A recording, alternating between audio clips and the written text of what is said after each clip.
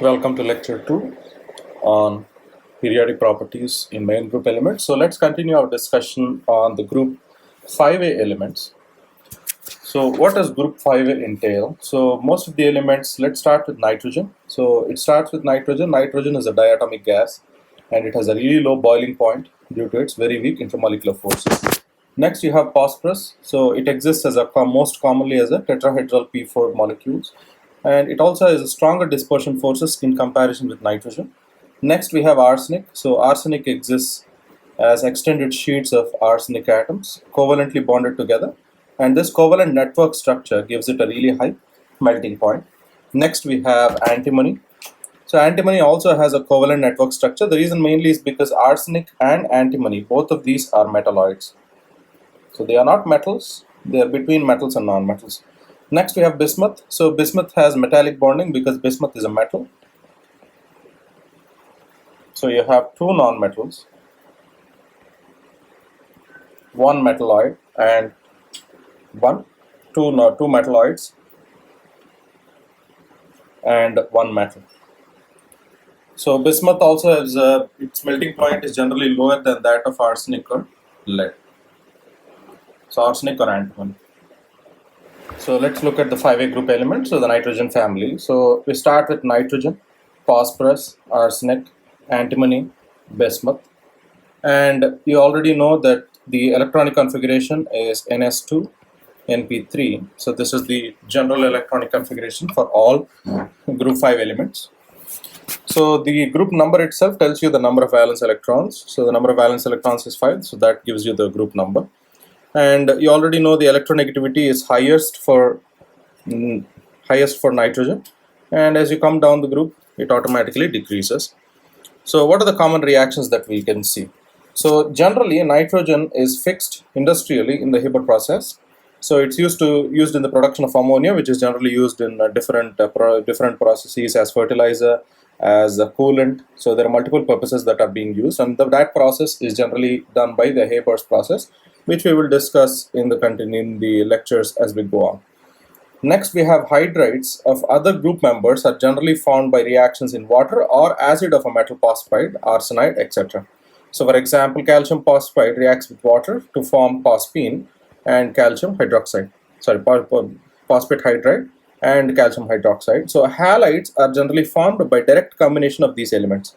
So when you combine directly, so the combination directly will result in the formation of EX3 except for nitrogen. EX3 in combination with another X2 results in EX5. So you start with a smaller halide to a larger halide as you mix in more and more quantities. So this happens except with nickel and bismuth, and it generally happens with fluoride and chloride, and it generally does not create bismuth. So bismuth Cl5 will not be, so BiCl5 will not be occurring. So E here will be P, X here will be bromide. Next we have what we call oxoacids. So oxoacids are formed when you have halides in a reaction with water. So you are already created the halides. So the halides that you have created here with the group 5 elements, when you mix them in water, that results in the formation of oxoacids.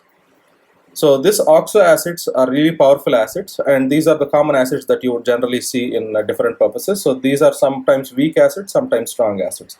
An example of this would be to take HNO3, which results in the nitric acid. You have HNO2, which is nitrous acid. You also have phosphoric acid, so H3PO3 and H3PO4, phosphorus acid and phosphoric acid. So these are the common acids that you will generally see in the production from group 5 reactions. Now phosphorus can be found in different versions. One of them is white phosphorus. So white phosphorus has a strained bond, so that's why more common form of phosphorus is red phosphorus, which is a long chain, and red phosphorus is generally flammable, and that's why it's generally used in matchboxes and anything to light up things. Now let's look at the patterns of behavior in group 5a elements. So nitrogen gains 3 electrons to form the anion N3-, but only in compounds with active metals. Remember this part, that nitrogen only does this when it is in compounds with active metals. Next, the highest elements in the group are generally metallic and are ready to lose electrons to form cations.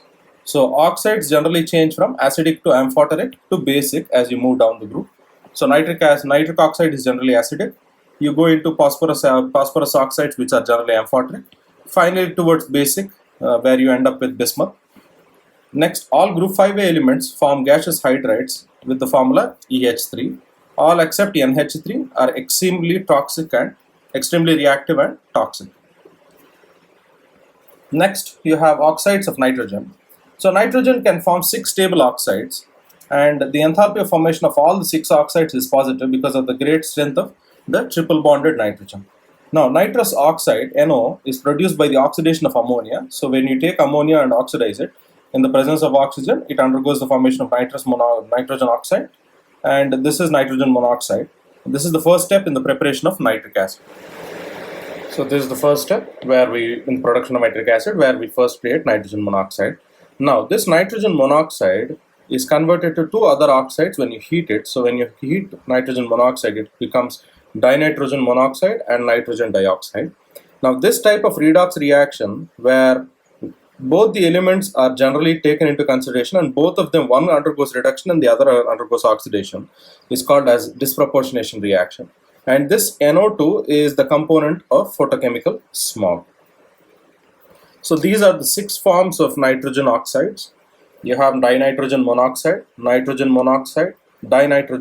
trioxide, nitrogen dioxide, dinitrogen tetroxide, and dinitrogen pentoxide. So dinitrogen monoxide is a colorless gas and is generally used as a dental anesthetic, most commonly known as laughing gas, and is also an aerosol propellant. You have nitrogen monoxide, which is generally colorless paramagnetic gas and is a biochemical messenger and an air pollutant. You have dinitrogen trioxide, which is a reddish brown gas which undergoes reversible dissociation to form both nitrogen monoxide and dinitrogen dioxide. So nitrogen dioxide is an orange-brown gas with paramagnetic, so it's also paramagnetic, and it generally formed during the production of nitric acid, and it is also a poisonous air pollutant. You have dinitrogen tetroxide, which is colorless to yellow liquid, and it generally dissociates to nitrogen dioxide. You have dinitrogen pentoxide, which is a colorless volatile solid consisting of nitrogen dioxide and NO3, and the gas consists of N2O5 molecules.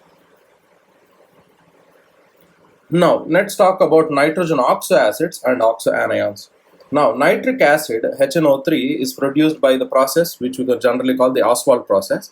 So, Ostwald process uses the nitrogen dioxide and mixes it with water to produce nitric acid and nitrogen monoxide. And nitric acid here is a really strong oxidizing agent as well as a really strong acid. And the ion that it produces, the nitrate, also acts as an oxidizing agent, and all nitrate salts are water soluble because of the presence of the ions there, the oxygen there. Next, you have nitrous acid, which is HNO2, which is a much weaker acid than nitric acid. And this generally follows a pattern of oxoacids. The more oxygen atoms bonded to the central nonmetal, the stronger the acid. So remember this principle, that the more the oxygen atoms, the more stronger the acid.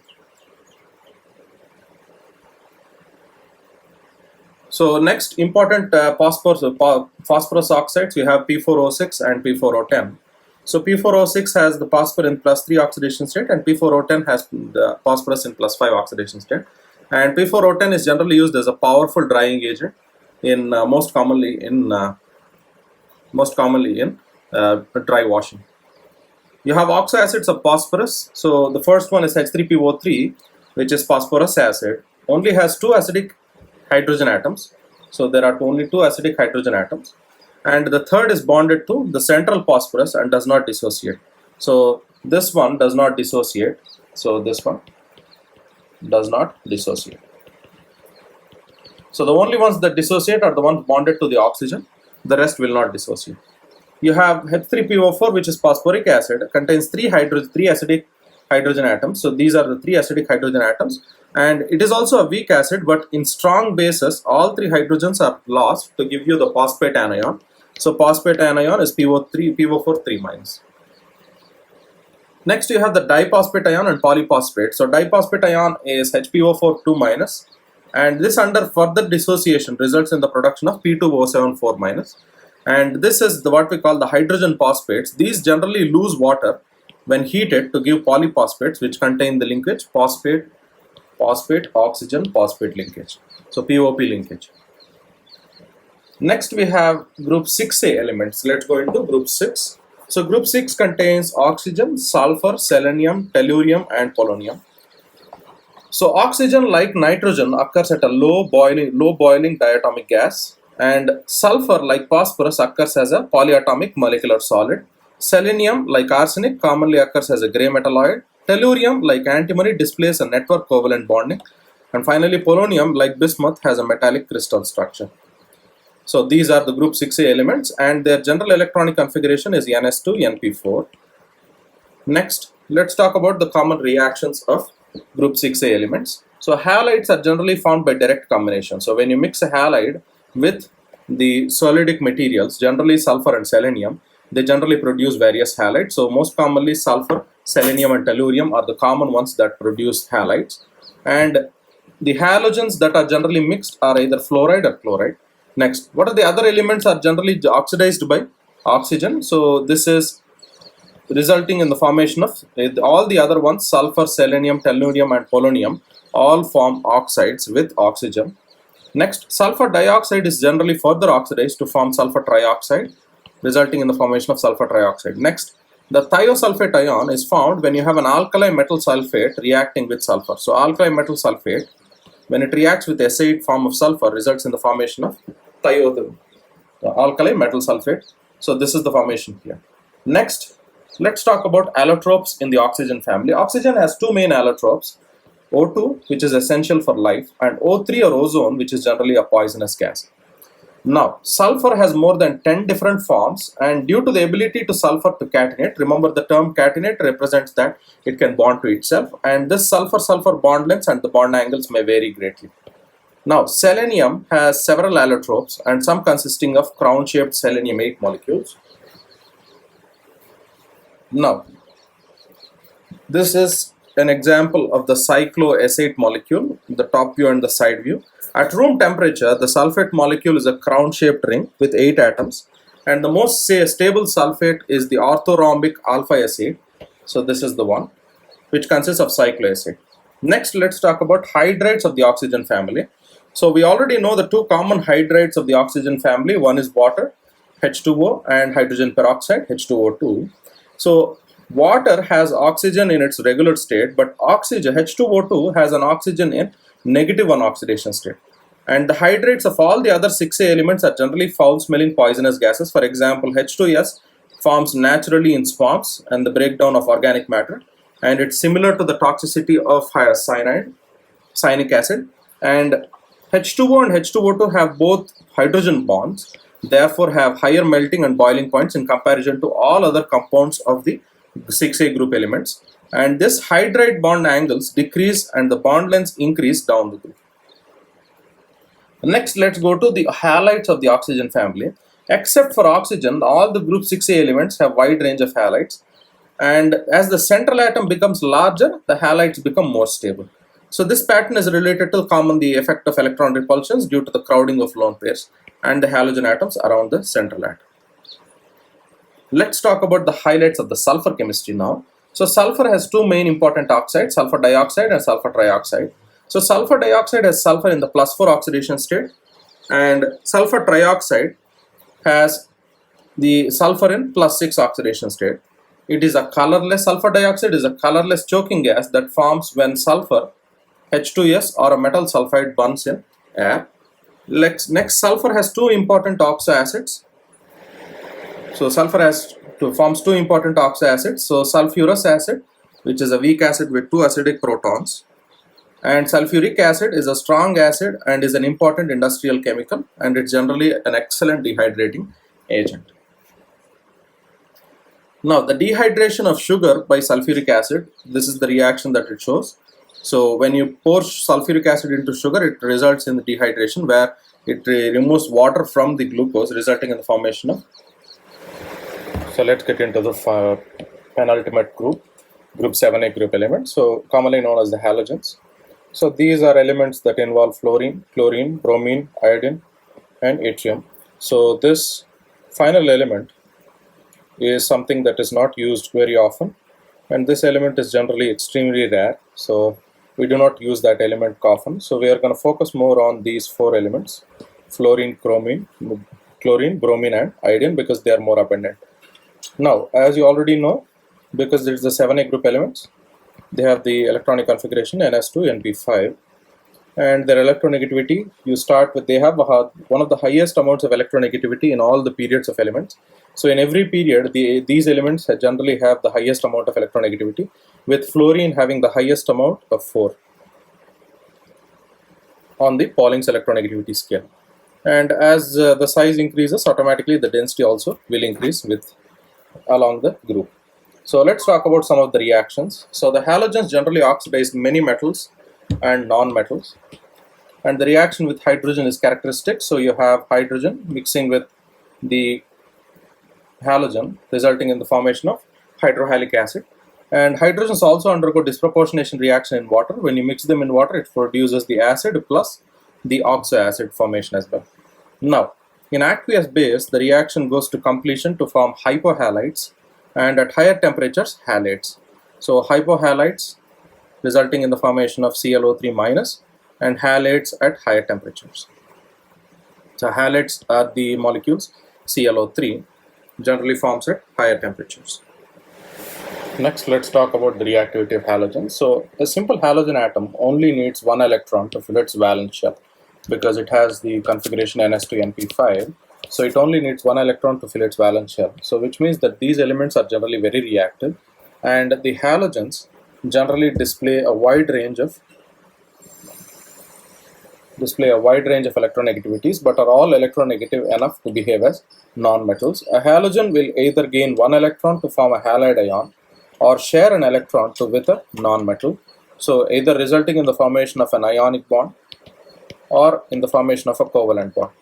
So with an element that donates an electron, it becomes an ion. With the element which generally takes an electron, so shares an electron, forms a covalent bond. So an example of this to look at, for example, the formation of, so mostly with metals, mostly with active metals, it results in the formation of an ionic substance, and mostly with non-metals, it results in the formation of a covalent molecule. Now the reactivity of halogen decreases down the group, and reflecting the decrease in the electronegativity. So let's look at the common bond energies of the elements.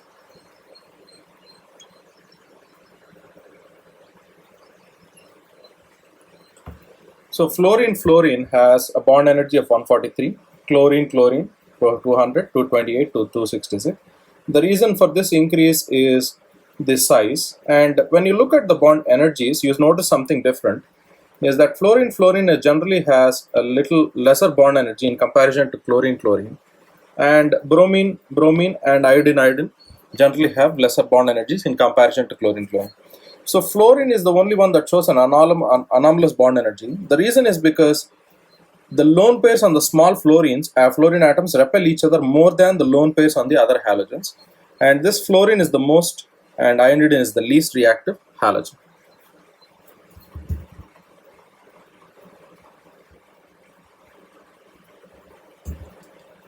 Next, let's talk about the relative oxidizing ability. So as you go down the group, there is a decrease in the oxidizing ability of the halogen gas and an increase in the reducing ability of the halide ion. So halogens are generally strong oxidizing agents, so the oxidizing ability of the halogen decreases down the group, while the reducing ability of the halide ion increases. Now, when you mix chlorine and iodine in water and mix them together, that results in the formation of iodine, I2, in CCl4. So this chlorine is generally a strong oxidizing agent than iodine, so chlorine will therefore displace iodine from the solution and will result in the formation of iodine. Next, let's talk about interhalogen compounds. Interhalogen compounds are the compounds that bond with each other to form interhalogen compounds. So for example, chlorine with iodine, fluorine with iodine, things like these are generally called interhalogen compounds. So they generally illustrate a general principle of oxidation states, that the odd numbered groups exhibit odd numbered oxidation states, while the even numbered groups exhibit the even numbered oxidation states. So when the bonds break and form, there are 2 electrons involved, so the oxidation state of the atoms involved commonly changes by 2. So let's take a simple example of iodine and fluorine. Notice that both have a 0 oxidation number, but when they mix together, they result in the formation of +1 - 1 oxidation number. So this is the idea behind an odd numbered group. When you take a look at an even numbered group where you have sulfur and fluorine, sulfur results in the formation of +2, and so an even number will always form bond with an even numbered one. An odd number will always form a bond with an odd numbered one. Now these are some of the molecular shapes of different interhalogen compounds. For example, CLF is a linear structure, CLF3 is a T-shaped structure, BRF5 is a square pyramidal structure, and IF7 is a pentagonal bipyramidal structure. Now let's look at chlorine oxides. So these are some of the chlorine oxides. So dichlorine monoxide, chlorine dioxide, and dichlorine heptoxide. So these are some of the known halogen acids. So halogen acids are generally ranged based on the amount of oxygen that is present. If there is one oxygen, we call it a hypohalous acid. For example, HOF is hypofluorous acid, HOCl is hypochlorous acid, hypobromous acid, and hypoiodous acid. If it has two oxygens, then we call that a halous acid. So an example of this would be if you take HOClO, then that would be called chlorous acid. HOClO2 is halic acid. Sorry, this is Cl, so we can call this chloric acid. And you have HOClO3 that results in the formation of perhalic acid. So results in the formation of perhalic acid. Now let's talk about the relative strength of the hydrogen halogen oxoacids. So the relative strength of the halo acids generally depends on both electronegativity and the oxidation state of the halogen. So for oxoacids with the halogen in the same oxidation state, acid strength generally decreases as the halogen electronegativity decreases, which basically means chlorine has the highest one with the iodine having the least one, provided they have the same number of oxygens in all of them. Now if you are talking about different acids with different number of oxygens, so for oxoacids with the halogen, given halogen, acid strength generally decreases as the oxidation state of the halogen generally decreases. So HOClO3 is greater than HOClO2 is greater than HOClO. So the more the number of oxygens, the stronger the acid, provided all of them have the same halogen in them. So finally, let's go to group 8A elements, the noble gases. So these are helium, neon, argon, krypton, xenon, and radon. Now, these generally have the electronic configuration Ns2np6, more commonly known as the noble gases or inert gases. So the name inert gases is not the right name. The reason mainly is because even though all elements do not form any compounds, xenon does have the ability to bond with other compounds, resulting in the formation of different compounds. So only krypton, xenon, and radon are generally known to form compounds. So the reason only they can form has something to do with their even oxidation states, and generally noble gases already have a full valence shell and are generally the smallest elements in their respective periods with the highest amount of ionization energies. So ionization atomic size decreases, so therefore the ionization energy increases, and the noble gases have a very low melting and boiling points. Now this is an example of a crystal that forms by xenon, generally called as xenon tetrafluoride or XeF4. So this is the main crystal that generally creates the white transparent structure. So this is one of the compounds of xenon. And you only know here that krypton, xenon, and radon are the only compounds that generally form compounds in noble gases. So that's the reason why we don't call them inert gases, but rather call them noble gases. The main reason is because even though helium, neon, and argon do not form any compounds, but the other three do form compounds. This is one of the reasons why we call them noble gases than inert gases. So with that, we end our lecture on periodic patterns in main group elements. I will see you again.